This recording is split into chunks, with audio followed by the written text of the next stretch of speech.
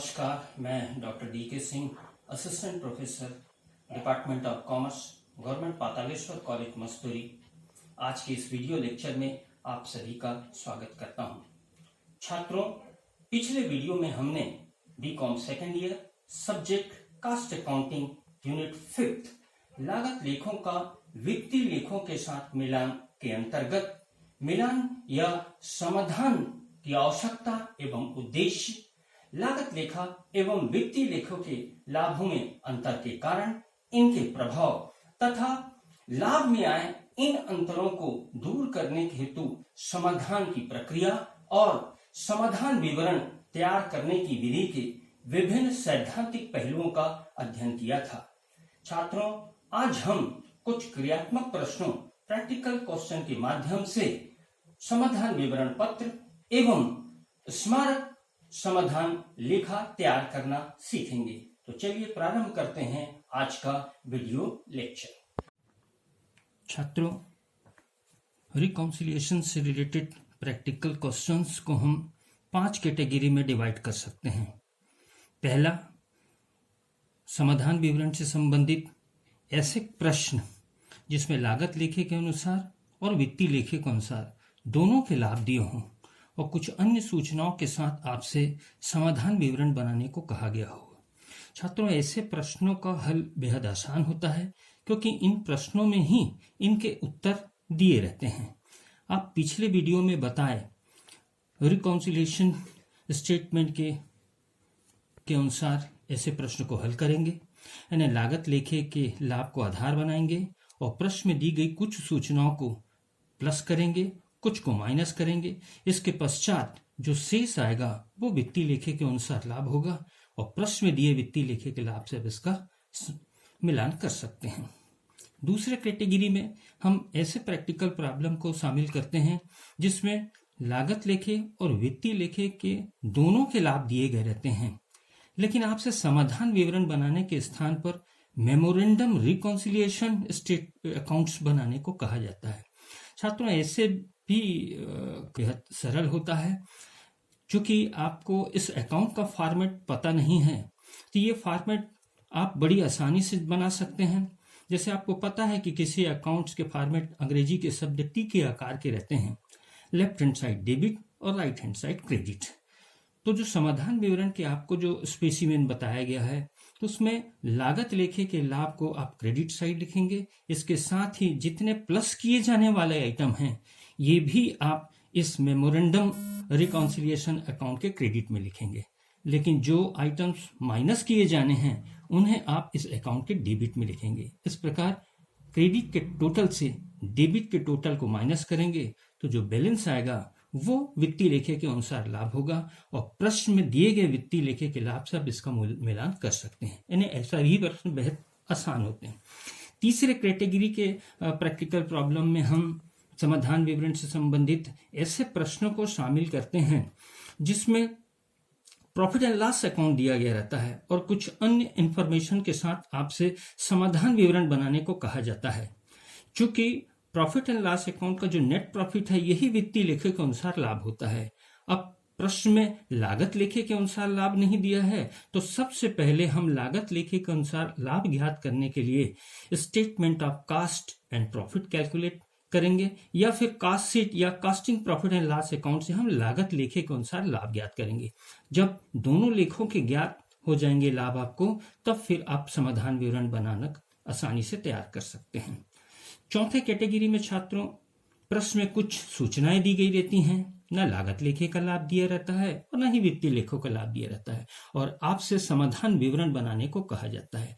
तो ऐसी स्थिति में सबसे पहले आप स्टेटमेंट कास्ट या कॉस्ट शीट या costing profit and loss account बनाकर लागत लेखे के अनुसार लाभ ज्ञात करेंगे। फिर प्रॉफिट एंड लॉस अकाउंट बनाकर आप वित्तीय लेखे के अनुसार लाभ ज्ञात करेंगे।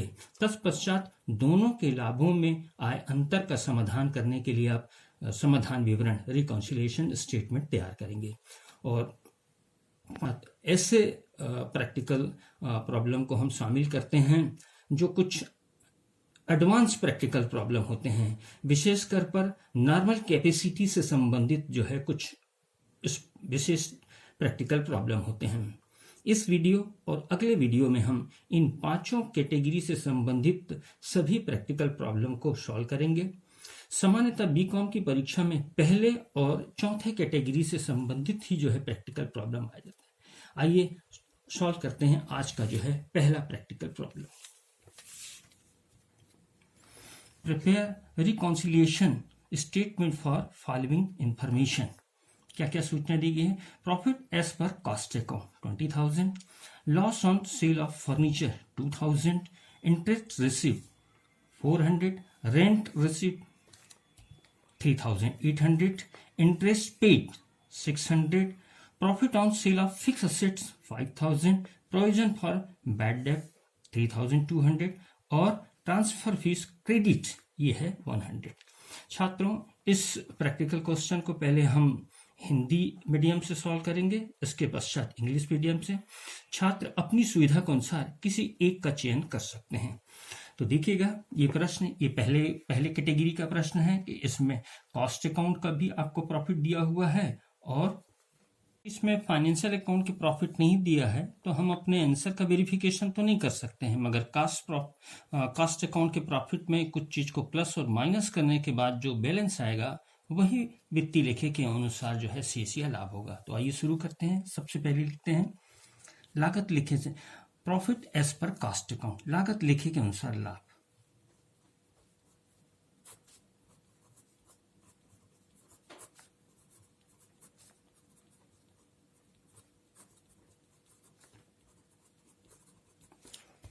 ये सेकंड वाले कॉलम में लिखा करेंगे इसको।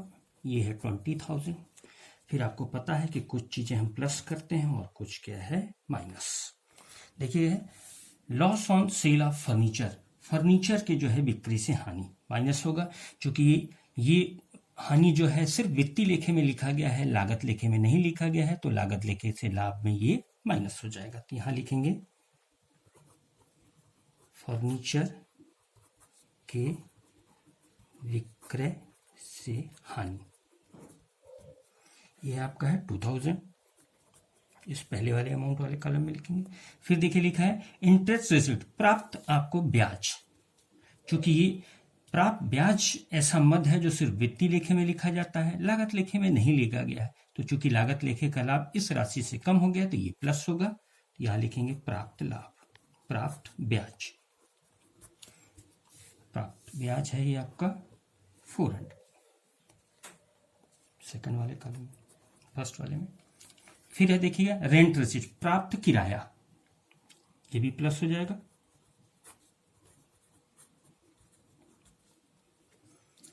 प्राप्त किराया आपका 3,800।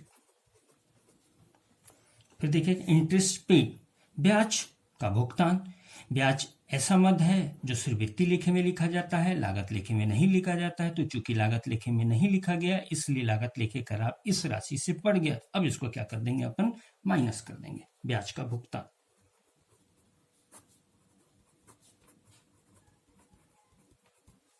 ये अमाउंट है आपका 600। फिर देखिए profit on sale of fix asset, स्थायी संपत्ति की बिक्री से लाभ केवल वित्तीय लेखे में लिखा जाता है, लागत लेखे में नहीं। तो चूंकि लागत लेखे में नहीं लिखा गया था इसलिए लागत लेखे का लाभ कम हो गया। अब इसको हम क्या कर देंगे, प्लस।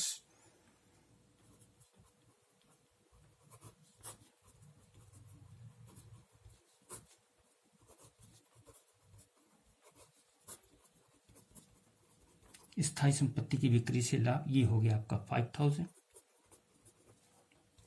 फिर है प्रोविजन फॉर बैड डेट्स, ये अशुद्ध ऋण सिर्फ लिखे जाते हैं वित्तीय लेखे में, चूंकि लागत लेखे में ये नहीं लिखा जाता है प्रावधान को, तो लागत लेखे का लाभ इस राशि से बढ़ जाता है। तो अब यहां पर समाधान विवरण में हम इसको माइनस कर देंगे, लिखेंगे अशुद्ध ऋण के लिए प्रावधान, अशुद्ध ऋण के लिए प्रावधान, ये हो गया आपका 3,200। और लास्ट है आपका ट्रांसफर फीस क्रेडिट 100 रुपीज, ये अंशों के हस्तांतरण के संबंध में कंपनी को प्राप्त आय है जो सिर्फ लिखे जाते हैं फाइनेंशियल अकाउंट में। तो चूंकि लागत लेखे में नहीं लिखा गया तो लागत लेखे का 100 रुपीज से कम हो गया। तो अब हम इसको क्या कर देंगे, प्लस।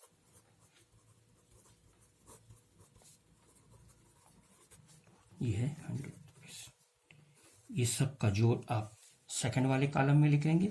ये हो जाएगा आपका 9300। अब इनको प्लस कर लीजिए तो ये हो गया 29,300 माइनस के 3 आइटम, इनका टोटल कर लीजिए, ये होगा 5,800। अब 29,300 में से माइनस कर लिए 5,800, तो ये आ जाएगा 23,500। यही होगा वित्तीय लेखे के अनुसार लाभ।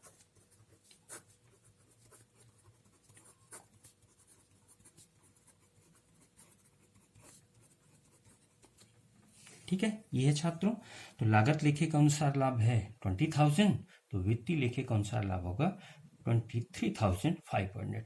छात्रों, अब इसी प्रश्न को हम इंग्लिश मीडियम से बना के देखते हैं। आइए, reconciliation statement profit as per cost account.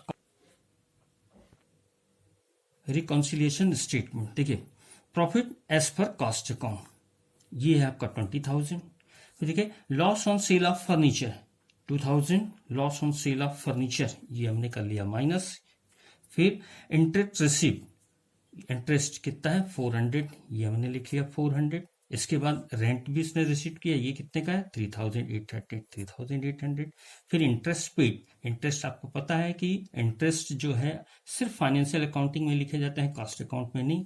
तो चूंकि फाइनेंशियल अकाउंट में डेबिट किया गया था, तो फाइनेंशियल अकाउंट का प्रॉफिट 600 से कम हो गए, लेकिन 600 से कॉस्ट अकाउंट का प्रॉफिट बढ़ गया था। अब हम यहाँ पर माइनस कर देते हैं उसको जो। फिर देखिए profit on sale of fix assets, ये नहीं लिख पाए थे किसमें कॉस्ट अकाउंट में, तो ये प्लस कर लेंगे आप। Profit on sale of fix asset 5,000। फिर है प्रोविजन फॉर बैड डेब्ट्स, ये है 3,200, क्योंकि कास्ट अकाउंट में इसका मेंशन नहीं हो पाया था, तो यहाँ हम कर लेंगे इसको माइनस। और ये देखिएगा transfer fees, transfer fees credit हुआ था फाइनेंशियल अकाउंट में मगर कास्ट अकाउंट में नहीं, तो इसको हम भी क्या कर लेंगे प्लस। ये सारे प्लस के टोटल होते हैं 9,300, तो ये टोटल हो गया 29,300 और माइनस करेंगे हम इसमें 5,800, तो profit as per financial account 23,500। Question number 2. Prepare memorandum reconciliation account from the following information. Profit as per cost account 1,04,000, 1,04,000 रुपए। Profit as per financial accounts ये है 96,000 और ऑफिस ओवरहेड अंडर रिकवर्ड 26,000 और है फैक्ट्री ओवरहेड ओवर रिकवर्ड ये है 4,000। फिर है depreciation over charge in cost account ये है आपका 30,000 और फिर है आपका transfer fees 2,000, interest on investment 20,000 और income tax 40,000, store adjustment credit 2,000। छात्रों यहां आपसे रिकॉन्सिलिएशन स्टेटमेंट की बजाय अब आपसे प्रिपेयर करने को कहा गया है मेमोरेंडम रिकॉन्सिलिएशन अकाउंट। तो आपको पता है कि अकाउंट का जो शक्ल है वो अंग्रेजी के शब्द टी आकार का होता है, तो आप यहाँ पर अकाउंट्स बनाएंगे और क्रेडिट में कास्ट अकाउंट के प्रॉफिट और जितने प्लस वाले आइटम है वो आप क्रेडिट में लिखेंगे और जितने माइनस वाले आइटम है वो आप क्या करेंगे डेबिट में लिखेंगे और फिर क्रेडिट के टोटल में से डेबिट का टोटल माइनस करेंगे तो जो बैलेंस आएगा वो वित्तीय लेखे के अनुसार लाभ होगा। आइए इस प्रश्न को हल करके देखते हैं। मेमोरेंडम रिकॉन्सिलिएशन अकाउंट ये आपके डेबिट साइड हो गए। क्रेडिट देखिए क्रेडिट में क्या लिखते हैं, सबसे पहले तो हम कास्ट अकाउंट का जो प्रॉफिट है वो लिख लेते हैं, तो by profit as per cost account, तो कास्ट अकाउंट का प्रॉफिट कितना है 1,04,000 ये हमने लिख लिया। इसके बाद जो हम समाधान विवरण में जितने मदों को प्लस करते हैं वो सारे के सारे हम क्रेडिट साइड लिखेंगे। तो देखिए क्या क्या चीज प्लस होता है। सबसे पहले देखिएगा ये है आपका ऑफिस ओवरहेड अंडर रिकवर्ड 26,000, कार्यालय खर्चे जो है लागत लेखे में कम वसूल किए गए 26,000। तो चूंकि 26,000 कास्ट अकाउंट में कम लिखे गए तो कास्ट अकाउंट का प्रॉफिट 26,000 से बढ़ गया। तो अब यहां पर हम क्या करेंगे, इसको समाधान लिखा बनाते समय माइनस कर देंगे। तो यहां हम लिखते हैं ऑफिस ओवरहेड अंडर रिकवर्ड 26,000 इन कास्ट अकाउंट। फिर देखिए ये है कि फैक्ट्री ओवरहेड ओवर रिकवर्ड कहां कास्ट अकाउंट में 4,000, यानी लागत लेखे में अधिक लिखा गया फैक्ट्री ओवरहेड वो कितना है 4,000। तो आपने ज्यादा लिखा 4000 लागत लेखे में, तो लागत लेखे का लाभ कम हो गया था 4000 से, तो अब हम इसको प्लस करेंगे। तो जो आइटम प्लस होते हैं उसको हम मेमोरेंडम समाधान विवरण के क्रेडिट में लिखते हैं। तो यहां हम क्रेडिट में लिखेंगे, देखिएगा, by factory overhead over charge in cost account 4000। फिर देखिए लिखा है depreciation over charge in cost account 30,000। 30,000 रुपए आपने अधिक लिखा है डेप्रिसिएशन का, कहां? कास्ट अकाउंट में। तो कास्ट अकाउंट का प्रॉफिट 30,000 से कम हो गया, तो अब क्या करेंगे, आप इसको प्लस कर देते हैं। ये हो गया आपका बाई डेप्रिसिएशन ओवर चार्ज, कितना हो गया भाई? Cost account 30,000। फिर देखिएगा ट्रांसफर फीस है 20,000, ट्रांसफर फीस है आपका 2,000।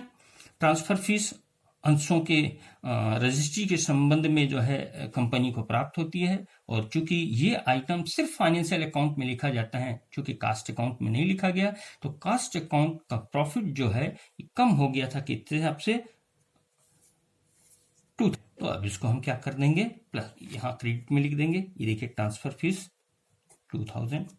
फिर है interest on investment.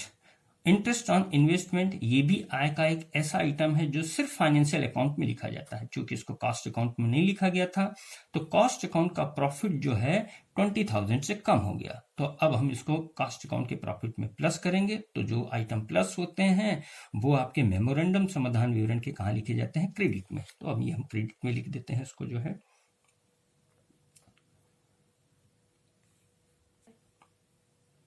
Interest on investment. फिर आपका जो है इनकम टैक्स 40,000। आयकर या इनकम टैक्स व्यय का ऐसा मद है जो सिर्फ वित्तीय लेखे में लिखे जाते हैं, चूंकि इसे लागत लेखे में नहीं लिखा जाता, तो लागत लेखे का लाभ बढ़ जाता है 40,000 से। तो अब हम इसको माइनस करना है, तो माइनस के सारे आइटम डेबिट होते हैं, तो ये हम डेबिट में लिख देते हैं income tax 40,000।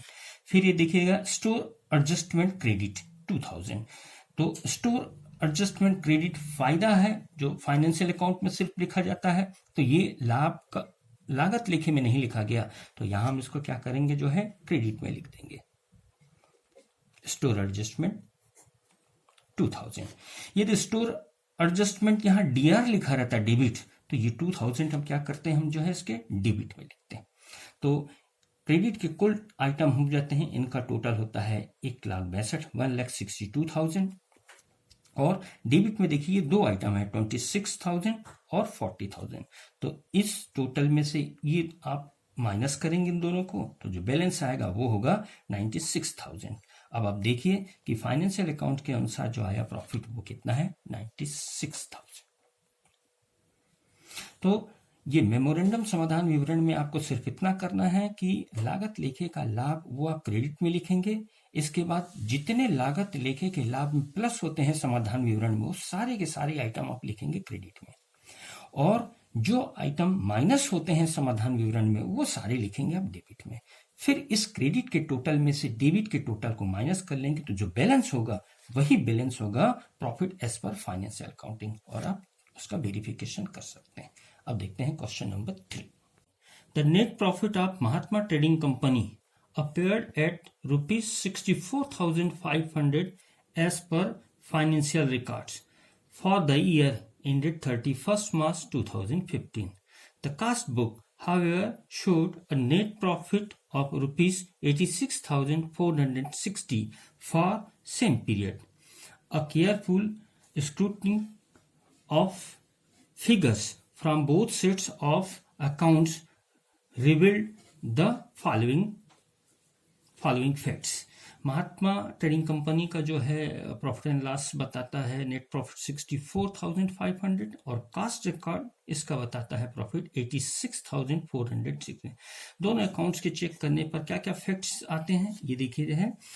Income tax provided in financial books, हमको बनाना है समाधान विवरण। चलिए एक साथ ही इसको बनाना शुरू करते हैं। हमको पता है कि जब कॉस्ट अकाउंट और फाइनेंशियल अकाउंट्स दोनों के प्रॉफिट दिए हैं तो हम सामान्यतः आधार बनाते हैं लागत लेखे के लाभ को। तो सबसे पहले हम लागत लेखे को आधार पाएंगे, तो लिखेंगे देखिए profit as per cost account, second column में 86,460। अब देखते हैं कि कुछ आइटम प्लस होगा और कुछ माइनस। देखते हैं सबसे पहले income tax provided in financial books 20,000। आपको पता है कि इनकम टैक्स आयकर व्यय का ऐसा मद है जो सिर्फ लिखे जाते हैं फाइनेंशियल अकाउंट में। चूंकि इसको कॉस्ट अकाउंट में नहीं लिखा जाता, इसलिए कॉस्ट अकाउंट का प्रॉफिट जो है 20,000 रुपए से बढ़ गया। तो अब समाधान विवरण बनाते समय हम इनकम टैक्स 20,000 को क्या कर देंगे, माइनस। तो देखिए माइनस का income tax provided in financial books, ये हो गया 20,000। सेकंड देखिए, bank interest credit in financial books, ये है 250 रुपए। बैंक ब्याज क्रेडिट मतलब प्राप्त ब्याज है, यानी बैंक ब्याज प्राप्त हुआ है और लिखा गया है सिर्फ वित्तीय लेखे में, लागत लेखे में नहीं लिखा गया। तो लागत लेखे का लाभ 250 रुपए से कम हो गया था। तो अब समाधान विवरण बनाते समय हम बैंक इंटरेस्ट को क्या कर देंगे, प्लस। तो देखिए बैंक इंटरेस्ट 250। तीसरा देखिए, वर्क ओवरहेड अंडर रिकवर्ड इन कास्टिंग 1,550 रुपए, 1550। वर्क ओवरहेड अंडर रिकवर्ड मतलब कास्ट अकाउंट में हमने कम लिखा है किसको, वर्क ओवरहेड। तो इसके कारण से कास्ट अकाउंट का प्रॉफिट बन गया कितने से, आपके 1,550 से। तो समाधान विवरण बनाते समय हम क्या करेंगे, 1550 माइनस कर देंगे। तो ये देखिए जो है work overhead under recovered in costing कितना हो गया आपका, 1,550। Charges in financial records 5,600। Depreciation recovered in cost 6,000। देखिए डेप्रिसिएशन फाइनेंशियल अकाउंट्स में लिखा गया है 5,600 और डेप्रिसिएशन कास्ट अकाउंट में लिखा गया है 6,000। तो आप देख सकते हैं कि कास्ट अकाउंट में अधिक लिखा गया है और फाइनेंशियल अकाउंट में कम। इन दोनों का डिफरेंस हम देख ले 400 होता है, यानी 400 रुपए अधिक लिखे गए हैं लागत लेखे में। तो लागत लेखे के लाभ में हम जोड़ देंगे, क्योंकि 400 रुपए अधिक लिखने के कारण लागत लेखे का लाभ 400 रुपए से कम हो गया था। अब हम इसको प्लस कर देंगे। देखिए डेप्रिसिएशन 6,000 माइनस 5,600, 400 प्लस हो गया। अगला देखेंगे, administrative overhead over recovered in costing 850। प्रशासन जो है ओवरहेड है वो अधिक लिखा गया है कास्ट अकाउंट में, फाइनेंशियल अकाउंट्स के कंपेयर में 850 रुपए। तो 850 रुपए से कास्ट अकाउंट का प्रॉफिट कम हो गया था। अब समाधान विवरण बनाते समय इसको क्या कर देंगे, प्लस कर देंगे। ये देखिए administration overhead over recovered in casting कितना हो गया, 850 रुपए। फिर देखिए लॉस जो है charge only in financial book, हानि सिर्फ लिखी गई है किसमें, जो है वित्तीय लेखे में 2,800। चूंकि लागत लेखे में नहीं लिखा गया तो लागत लेखे का लाभ 2,800 रुपए से बढ़ गया। तो अब समाधान विवरण बनाते समय हम क्या कर देंगे, इसको माइनस कर देंगे। तो ये देखिए loss charge in financial books 2,800। फिर देखिए जो है interest on investment not included in cost 4,000।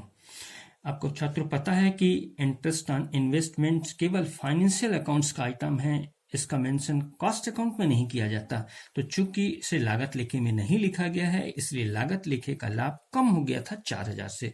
तो अब हम क्या कर देंगे, यहां पर इसको प्लस कर देंगे। तो देखिए इंटरेस्ट ऑन इन्वेस्टमेंट ये हो गया आपका 4,000। नेक्स्ट है store adjustment credit in financial book. Credit आय या लाभ है और ये सिर्फ कहां हुआ है, फाइनेंशियल अकाउंट में। तो स्टोर एडजस्टमेंट सिर्फ लिखे गए हैं कहां, वित्तीय लेखे में। लागत लेखे में नहीं लिखा गया तो लागत लेखे का लाभ 240 से कम हो गया था। तो अब हम इसको क्या कर देते हैं, प्लस। स्टोर एडजस्टमेंट क्रेडिट ये क्या हो गया, 240। फिर है loss of stock charge in financial accounts. ये स्टोर का जो है आपका लॉस हुआ है 3,350 सिर्फ फाइनेंशियल अकाउंट में। क्योंकि कॉस्ट अकाउंट में इसका मेंशन नहीं हुआ है तो कॉस्ट अकाउंट जो है 3,350 रुपए से बढ़ गया था। तो अब समाधान विवरण बनाते समय हम इसको क्या कर देंगे, माइनस। ये है loss on stock charge in financial account, ये हो गया 3,350। तो ये देखिएगा कि ये आइटम इनके टोटल होते हैं 5,740। अब 86,460 में ये 5,740 40 प्लस करेंगे तो ये आ जाता है 92,200। और माइनस वाले आइटम अपन देखते हैं कि 1 2 3 4 इन सब चारों के टोटल होते हैं 27,700। तो ये 92,200 में से माइनस करेंगे 27,700 तो बैलेंस आएगा हमारा क्या है 64,500। ये होगा profit as per financial account. वित्तीय लेखे का लाभ क्या होगा 64,500। इसका वेरिफिकेशन कर सकते हैं हम जो है कि फाइनेंशियल अकाउंट इसका प्रॉफिट बताता है 64,500। ठीक है, तो ये समाधान विवरण सही है। छात्रों, आज के वीडियो में बस इतना ही। अगले वीडियो में हम इस समाधान विवरण से संबंधित कुछ एडवांस क्रियात्मक प्रश्नों को हल करना सीखेंगे। धन्यवाद।